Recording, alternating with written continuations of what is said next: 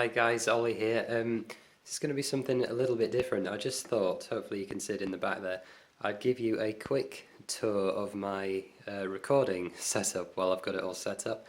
I've spent today recording some videos and it's really dark in here. Hopefully I can remedy that in a second. You can see, will it auto adjust? No, it won't even auto adjust. So let me just flip around to the front camera and I can show you a bit more. So welcome to the tour. Okay, so here we go. Now, this is where I'm recording. This is actually my dad's living room. As you can see TV over there. Because it turns out video recording for things like this is actually really hard, and it's probably one of the hardest pursuits that I've ever gotten into in terms of learning camera gear and video editing and all the rest of it. It really has been an uphill. God, look at that darkness difference. It's a really dark living room. The lamps are pretty weedy. So we have these big ass lights, or I have these big ass lights, should I say. I got them specifically to light this room. So you can see on here is my only electric guitar now. I did have the what they call the S339 things, the Midtown. I did have a Midtown that is present in my earlier videos, and there's been Strats and stuff, but I didn't like any of them as much as I like this. So this is my beautiful Gibson Les Paul Traditional Pro. I absolutely love this guitar. It's got a lovely gold top finish. I changed out the knobs. It did have all knobs like this, but I changed it. No, hang on. Yeah, it did have 4 amber knobs. These are top hat style knobs, but then I changed 2 of them for these white gold type. Just so on stage, it's really good because I play with the volume and tone settings a lot, and it helps me differentiate which is which just with a look. So that's nice. Did come with uncovered pickups. I covered those. And did it have white? Yeah, it did. It had the white pickguard originally. I did change it to black, but now it's white again. It was black for a brief period. Now it's not. But yeah, it is a lovely guitar. And look at that dark back finish. It's lovely. It's like a wine red. Is it a cherry back? Do they call them? I'm not sure. But it's been stained anyway, and it still smells like vanilla. It smelled like vanilla on the day I got it, which was 2 years ago. I got it on my 16th birthday. This thing, I traded in a PRS that I had at the time against it, and I have never found another guitar that I like as much as this one. So it's a beautiful guitar, absolutely gorgeous. Coming out of it is this green, the Parnell cable, as we call it, because Mr. Parnell, local electronics genius guy that my dad knew and how I know through him. He is insane at making guitar things, cables being one of them. There's a tripod just set down here, which is where my camera would go. My camera, I will show you in a sec. This is my board. So I use this for gigging live. This is my pedal board. My uncle built this board for me, which was really good of him. It's like it's hard to describe. If you can, I'll come to one side. You can see, look, it's kind of sloped upwards like a wedge shape. So all the cables and stuff are on the inside. So we've got the Voodoo Labs Pedal Power 2, which powers everything. There's a DD3, a CE2. They're both Japanese. There's a TU2 tuner, Korean or Indonesian, I think it's Indonesian. This is amazing. The Morley Bad Horsey, this is the original one, not the Vi signature one. Japanese as well, metal, really heavy, and sticks on at the moment, so I need to fix that. This is a parts perfect replica of the original fuzz face that, again, Dave Parnell built for me. The capacitors are from the 50s in this thing. So it sounds, it just sounds really, really cool. Whether that's down to them, I don't know, but it's awesome. There's the MXR Joe Bonamassa FET driver from their custom shop, and an Ibanez TS9 Japanese modern tube screamer. That was weird. I'm recording in 4K, so I forgot that I'm recording with my LG G3, the phone that I'm currently using, and it has a 4K video limit of 5 minutes to maintain its low temperature. So over here, so I've just been recording today. I've been using the Blue Yeti, which I use on my other channel, Ollie Plays, for recording gameplay voiceovers, but it's perfectly good for recording voice and ambient room noise in these videos, I think. So that's the Blue Yeti. It's just on a standard mic stand, standard thread, and plugged into a laptop over here. So if I turn myself around, there's a laptop on there. This is a MacBook Retina 15, which I've had a little while now. It will be going soon because I'm upgrading to a desktop, so you will go and fund that. So that'll be going. There's the case, standard Gibson case for the Les Paul. Down here you've probably seen 1,000,001 of those.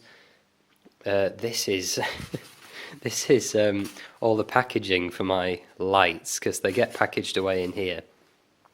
So the lights here, they all disassemble and go in this bag. So when I'm done at the end of today, they will all be disassembled, put away, and they can go in a wardrobe or under the bed somewhere and stay out of the way. Okay, camera. Right, the camera is over here. Why is there a plate? That's disgusting. It's not my plate.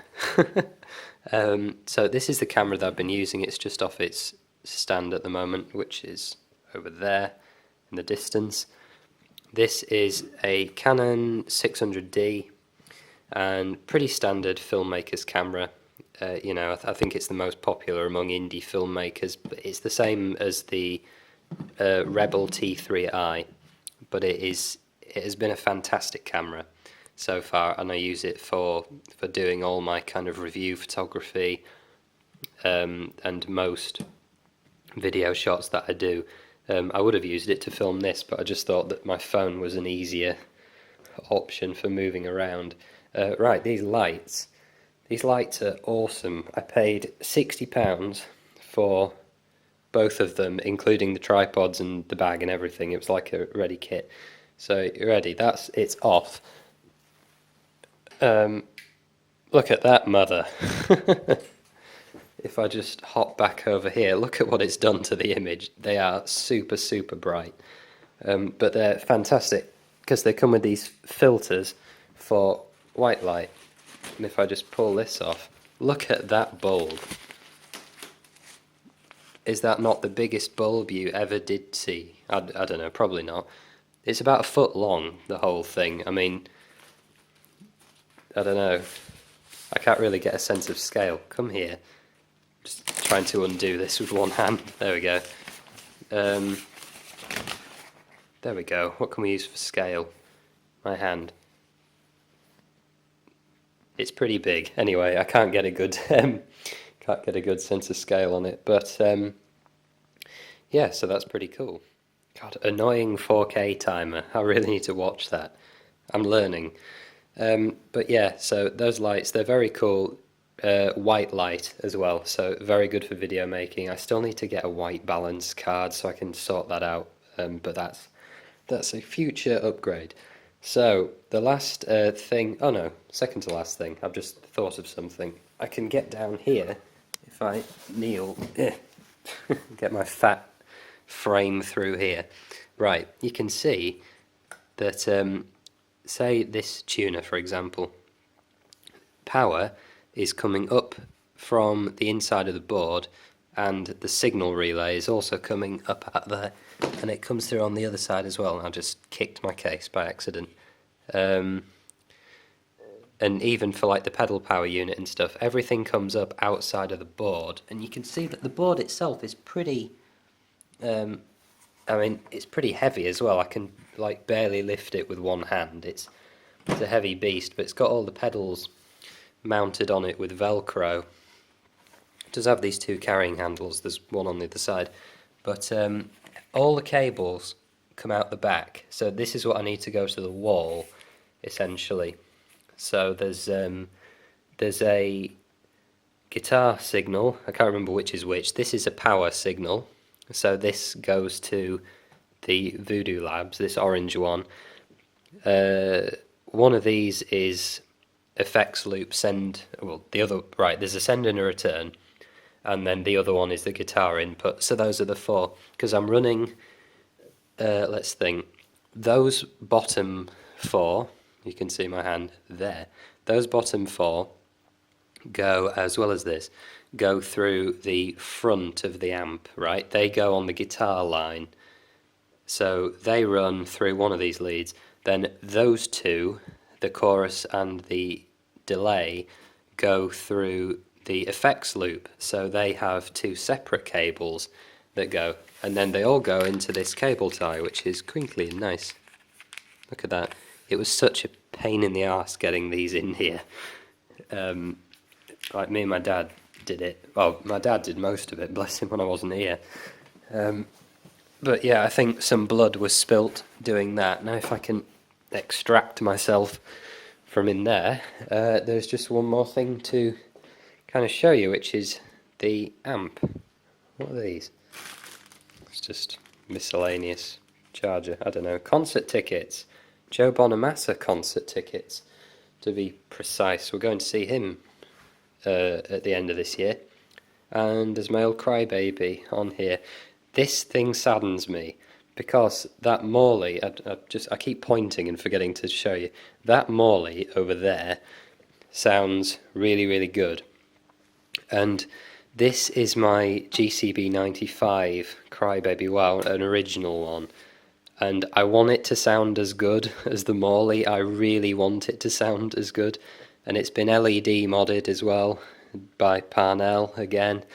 He did that. I don't think it's got a battery in it, so it probably won't. Oh no, it doesn't have anything plugged in anyway. So the LED won't light up when it's engaged, but it would. It lights up blue and it's really bright. And it's just such a nice pedal. But yeah, you can see, if I rotate it there, it's an original GCB 95, and it's fantastic. It's also got a red phasal inductor, now that I think about it. It's been modded as well, so it's been modded to hell as this thing. But it still doesn't sound quite as good as the Morley, and I really, really want it to, so it can go on my board again. But obviously I don't really want to be carrying around two wahs. Okay, so last part. I see what it means. I understand the 4K timer now on this. The phone is getting pretty hot. So this will be the last recording chunk. But the last bit I wanted to show you was the amp that I'm using. And this is a Marshall JCM 2000 DSL 50, the dual super lead. This is the 50 watt variant. There is a 100 watt variant, I believe. But that is not this one. This one is a lovely 50 watt, and it's just so utilitarian, is this thing. They're not difficult to find. I'll show you that's my thumb, not my penis. They're not difficult to find, easy to fix. Well, everyone knows how to fix them. They're just simple, and they're just standard. They play so nicely with other equipment. I mean, the reason I like it, the clean channel and the kind of mildly crunchy sound that it produces are fantastic for going in tandem with the Tube Screamer and the FET driver. They just work so well. I've tried other overdrive pedals through it. What was the way huge I had? I had a pork loin. That was the thing, and I've used blues breakers and all sorts. I had PVs before this, old Valve PVs. I was using a Triple X and a, I can't remember, what was the old PV I was using? I don't know, there'll be a picture of it on screen, but I've forgotten the model number right now. But yeah, it sounds really, really cool. I was using a Bandit before that, gotta love the Bandits. But yeah, plenty of settings. These are more kind of recording settings. Hopefully it's focusing okay. It's pretty dark. But yeah, this is where the guitar input comes out, and obviously the rest of it goes into the back. It's going into a JCM 800 412 cab, which is, I was really lucky when we bought this. For my old PV, it came with a Scorpion or a Black Widow or some not very good speaker for my purposes. So I replaced it with a G1265 Celestian in that amp. And when I changed to a head and a cab configuration, I was, a bit sad that I wouldn't be able to take my G1265 because they're my favourite speakers by quite a long way. I prefer them to vintage 30s, and I'd like to try some EVs actually, but that's for another time.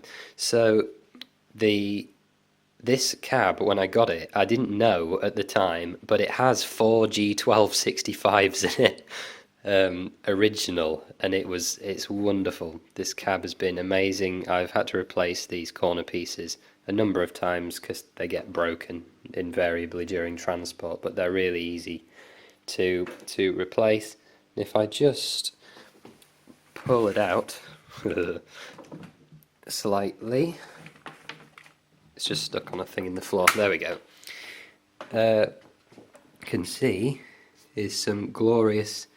Look at that, colour-coded.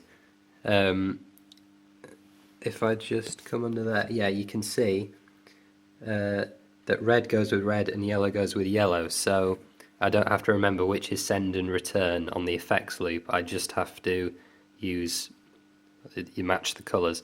Speak on going in over there. And that is pretty much that. I'll put you back in later, amp.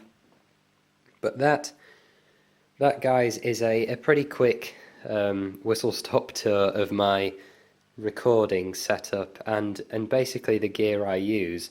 I will be doing more videos on the specifics of each component, but that's a very rough overview, so I hope you've enjoyed it. I just wanted to do something a little bit different, and I wish you all the best, guys. Thanks for joining me on this ramshackle experience, and I will see you sometime soon. Take care and bye-bye.